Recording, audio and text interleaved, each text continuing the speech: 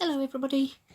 Following on the brief discussion we had on Facebook earlier about shell powder, I thought I'd just do a little video about how I do this, because it's much easier to show than explain, so I hope you find this useful.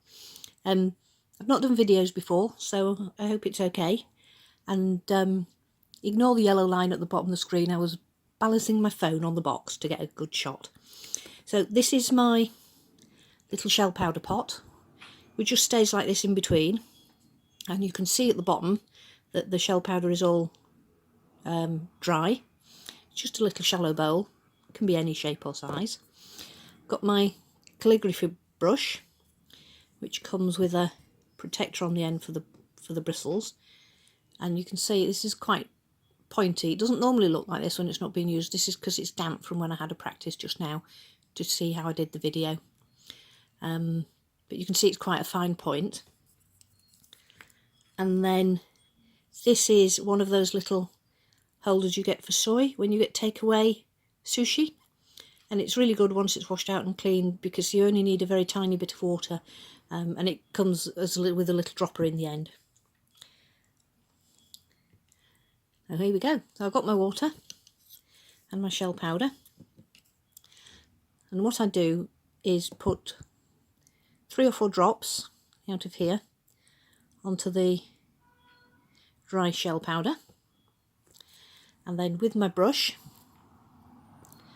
just tip this a bit, see if I can get a better light, is just start mixing and gradually bring in the other dry bit of the powder to mix it up. Okay, what I'm going to do, I'm just going to put some more water in. What I want to do is have it too watery so I can show you what. There we go. So that's quite watery. You can see it's quite thin, not much body to it. So then what I do is just gradually bring in some of the dry shell powder and keep mixing.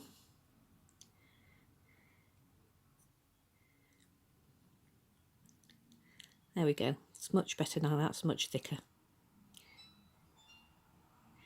Maybe just a bit more.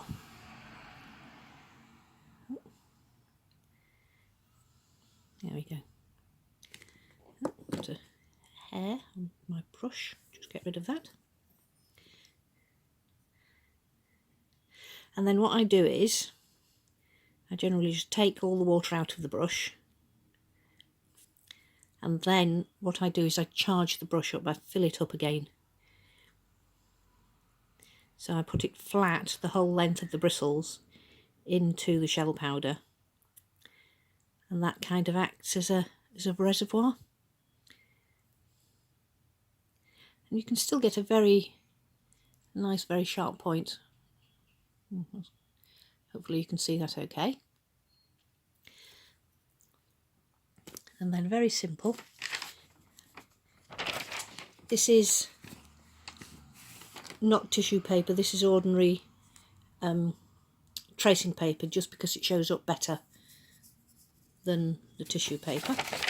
So on the back of your design, you can see that's practice I had earlier, which is dried, so that's showing up quite well.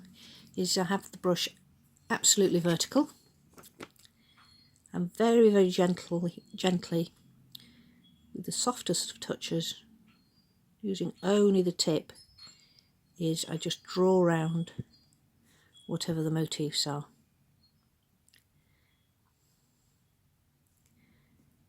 And then if it runs out, it'll go quite a long way because I've filled the brush up.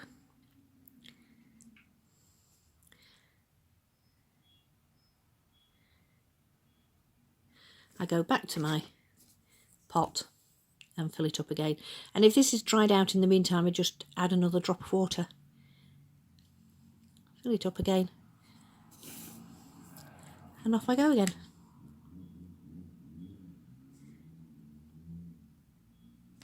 Like that. And then my brush, when I've finished, I just leave the brush to dry, and then it goes back in its protector, and any of the dried shell powder will fall out and just go in here, and it's saved, and then I can just tip it into the bowl for next time.